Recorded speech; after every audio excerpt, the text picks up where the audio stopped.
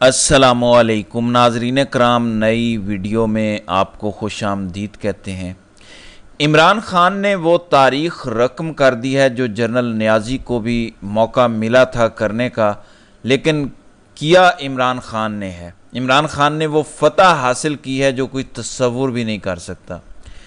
ناظرین کرام، جرنیلوں کو شکست ہو چکی ہے اور اس کا اعتراف انہوں نے کر لیا ہے، جو میں آپ کے سامنے رکھوں گا۔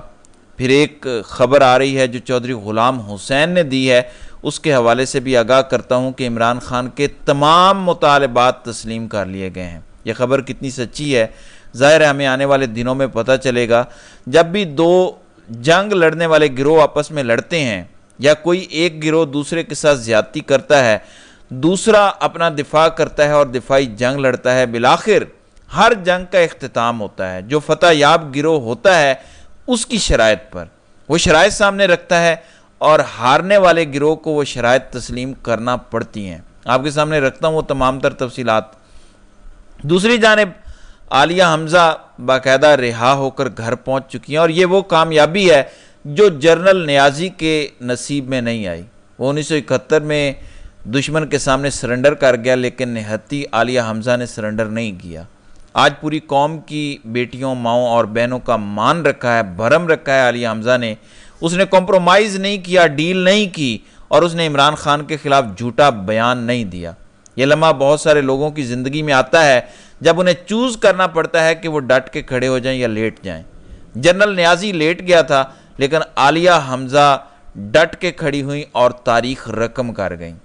تاریخ یہی بتاتی ہے کہ ڈٹ جانے والے ہی فتح یاب ہوتے ہیں۔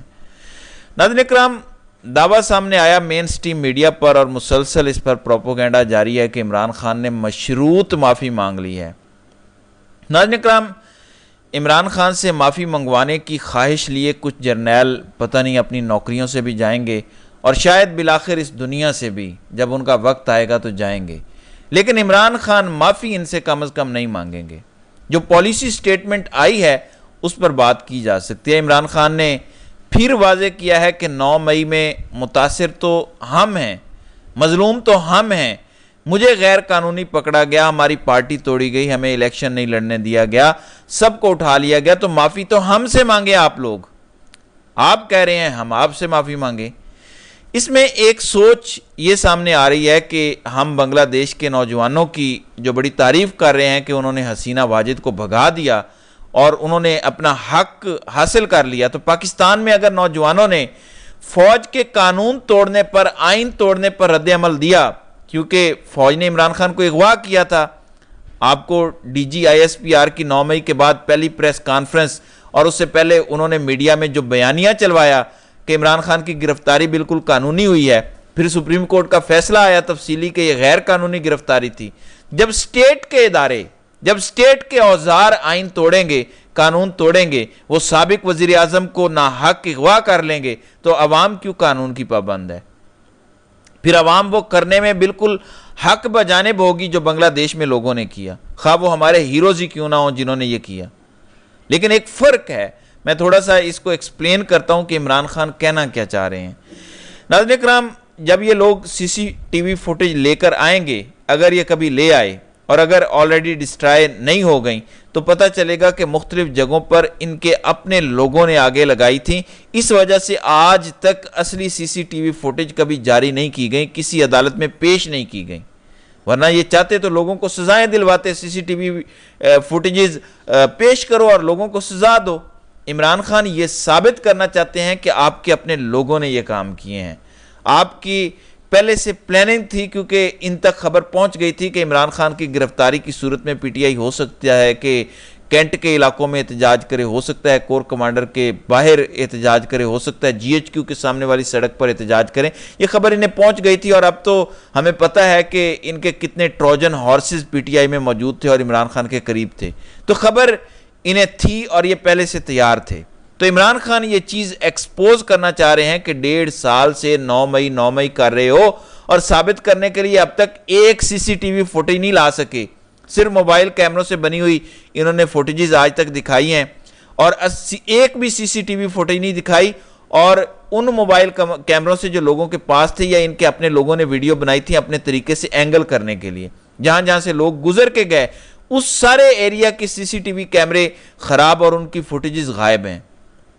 پھر پولیس کدھر تھی, فورس کدھر تھی, کور کمانڈر کی سیکیورٹی کدھر تھی. پھر کئی جگہوں پہ احتجاج ہو بھی نہیں رہا مگر گاڑیاں جل رہی ہیں اور پولیس کھڑی ہے, وہ کیسے جل گئیں. تو بہت کچھ سامنے آئے گا جب جوڈیشل انکوائری ہوگی. تو اس لیے عمران خان یہ بات کر رہے ہیں, یہ اس میں خود پھنسیں گے اور ان کو پتہ ہے. اصل بات یہ ہے کہ یہ شکست کھا چکے ہیں عمران خان سے. اب میں دو چیزیں آپ کو بتانا چاہتا ہوں. کہتے ہیں 9 مئی بہت بڑا سانحہ ہو گیا. پہلے کہتے تھے کہ سزا دیں گے لازمی, موقف نہیں بدلا. اب کہتے ہیں صدقے دل سے معافی مانگ لو. کیا آج تک کسی نے کسی بھی مارشل اللہ پر صدقے دل سے معافی مانگی ہے؟ کسی صورت کسی بھی فوجی کو یہ حق نہیں حاصل کہ وہ پرائم منسٹر ہاؤس کے گیٹ پلانگے اور وزیر اعظم کو گرفتار کرے اور تختہ الٹ دے. کیا آج تک کسی نے معافی مانگی اس کی جب نواز شریف کو گرفتار کیا گیا؟ پھر یہ کہتے ہیں عمران خان سے ہماری ساری لڑائی 9 مئی کی وجہ سے ہے. جو 9 مئی سے پہلے واقعات ہوئے, جو عمران خان کے گھر پہ حملہ کیا تھا, کیا آج تک کسی ادارے نے عمران خان سے معافی مانگی؟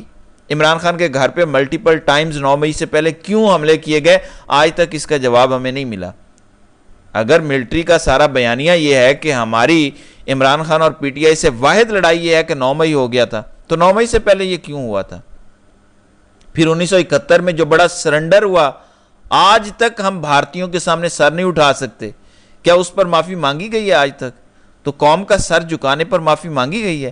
اقتدار بھی فوج کے پاس تھا, یحییٰ خان ڈکٹیٹر تھا, کوئی سویلین نہیں تھا. تو ہمیں بار بار شرمندہ کیا گیا, قوم کا سر جھکایا گیا شرم سے, وزیر اعظم ہاؤس پر قبضہ کیا گیا, مارشل لا لگایا گیا. پھر 9 مئی کے بعد جو مظالم کیے گئے اس کی ایک لمبی داستان ہے. پھر جو بلوچستان میں مظالم چل رہے ہیں پچھلے 76 سال سے, پھر خیبر پختونخوا میں کبھی آپریشن کے نام پر اور کبھی جہادی بنانے کے نام پر جو ظلم و جبر ہوا, کبھی معافی مانگی گئی ہے؟ تو ٹروتھ اینڈ ریکنسلیشن کمیشن بنا لیں اور 71 سے شروع ہو جائیں. بلکہ اس سے پہلے قائد اعظم کی جو ایمبولینس خراب ہوئی تھی وہاں سے شروع کر لیتے ہیں. ٹروتھ اینڈ ریکنسلیشن کمیشن بنائیں جو پہلے سے لے کر اب تک کے سارے واقعات کا جائزہ لے اور بتائے کہ پاکستان کی تباہی کا ذمہ دار کون ہے. ہر جگہ آپ ہار جائیں گے. میں آپ کو بتاتا ہوں ان کا پلان کیا تھا. ناظرین کرام, پلان یہ تھا کہ یہ نشئی ہے, 2 دن میں ٹوٹ جائے گا. پھر اس کے ساتھ ایک معاہدہ کریں گے 10 سال کا کہ تم نے دوبارہ پاکستان کی سیاست میں دخل اندازی نہیں کرنی, ملک سے باہر چلے جاؤ, اپنی اولاد کے پاس باقی زندگی گزارو.